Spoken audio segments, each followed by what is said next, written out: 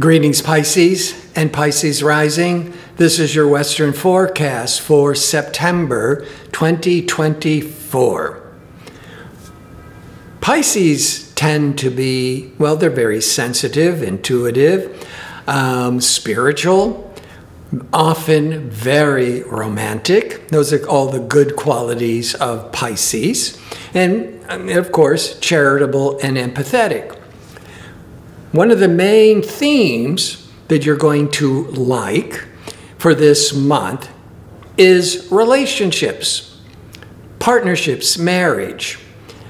And that's because the sun is in Virgo the first 3 weeks of every September. Virgo is opposite Pisces. Opposite always deals with the other. And so the other can represent marriage, or close relationships, or partnerships, or contracts. That's what the sun is putting a real spotlight on every September. But the new moon in Virgo is on September the 2nd. The new moon is really setting our intention with 7th house issues. And it's going to be influencing you, the entire world, for the entire month of September.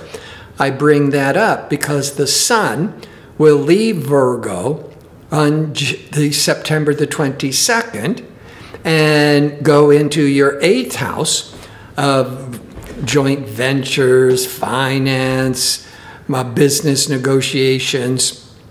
But the new moon is in Virgo is still keeping the dominant influence with relationships or partnerships. But this new moon is going to be opposite Saturn. And Saturn is saying for the whole world, and for Pisces being more focused on the other partnerships, relationships, that there's a block. There's something is holding back. There's a challenge that has to be confronted and worked through. And then 2 weeks after the new moon sets our intentions of what we're hoping for. 2 weeks later is always a full moon. You get to see what's revealed, what's working, what's not working. But this full moon is on steroids because it's a lunar eclipse. And we have lunar eclipses, solar eclipses together every 6 months. So we're in September and October into what I like to call the eclipse season, where there could be a lot of unexpected changes, a lot of adjustments, perhaps a lot of new beginnings. Now, this full moon lunar eclipse on September the 17th, but you're going to be feeling it for a week or two strongly because it's a lunar eclipse. It's in Pisces. And so it is putting a real emphasis on what's important for your individuality. And I think that one of the big themes with the new moon September the 2nd opposite Saturn is you're letting somebody hold you back, or somebody is, contracting you, blocking you, frustrating you. And that full moon lunar eclipse in your sign can bring all this courage to break through. So there's still a lot more to talk about.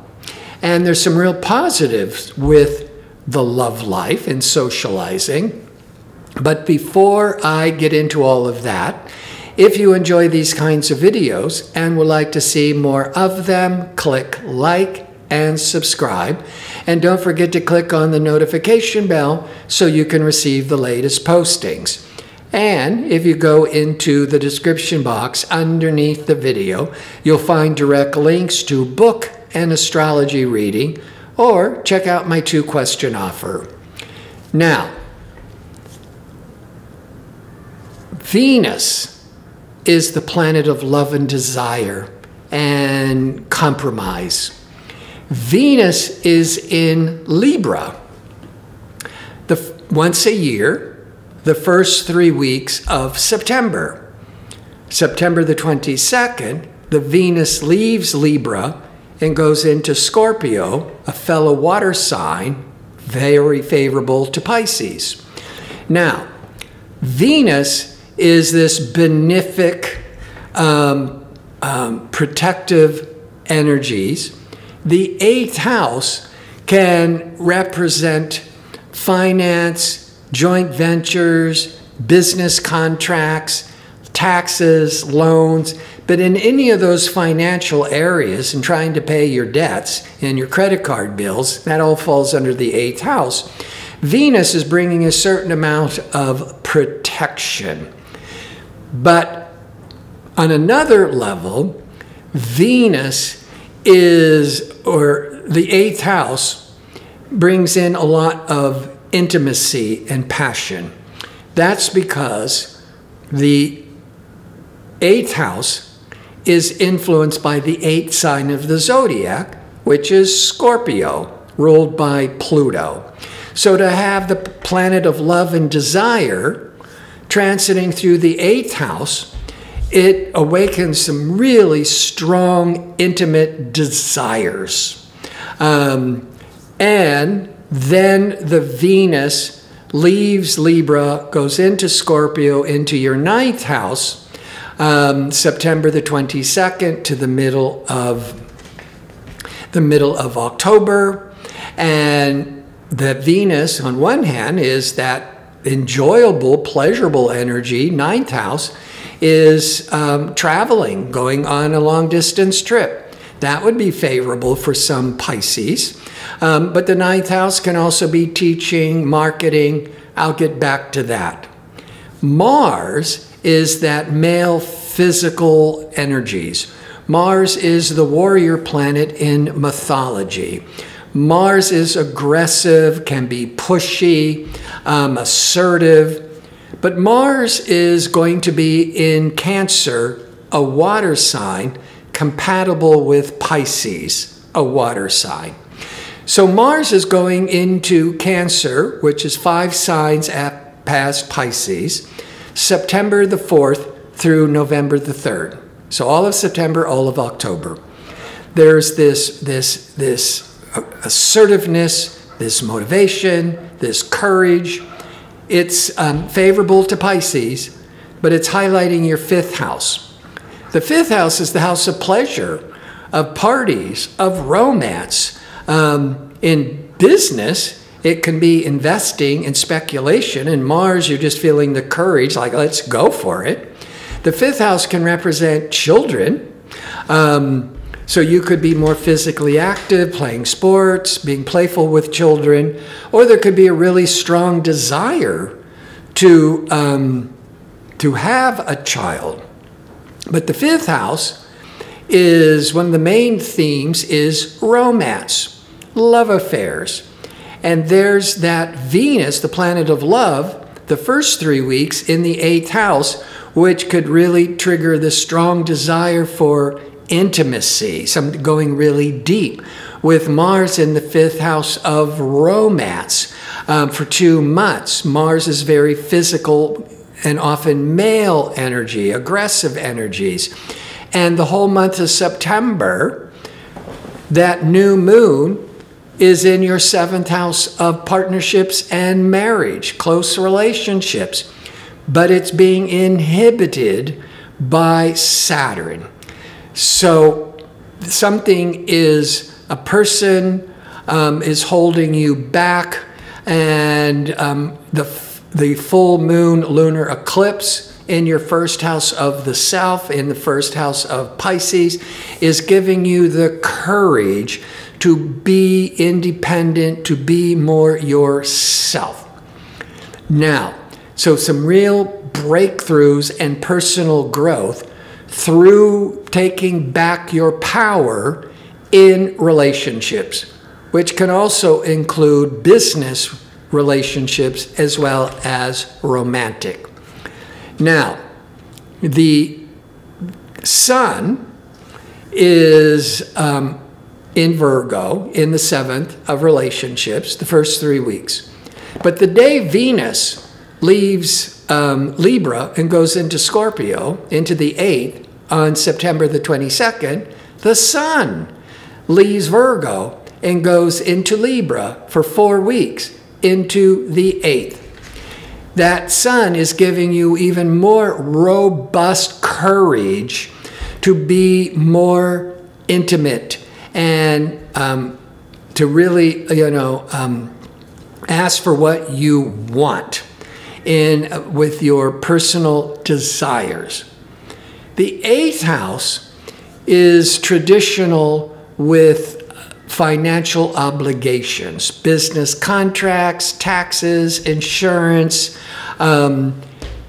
So actually with Venus, pleasurable Venus there, benefic Venus there, the first 3 weeks of September, and now the Sun goes into the 8th house through the first 3 weeks of October, most of all of September and October, there's an emphasis on finance, on loans, on credit.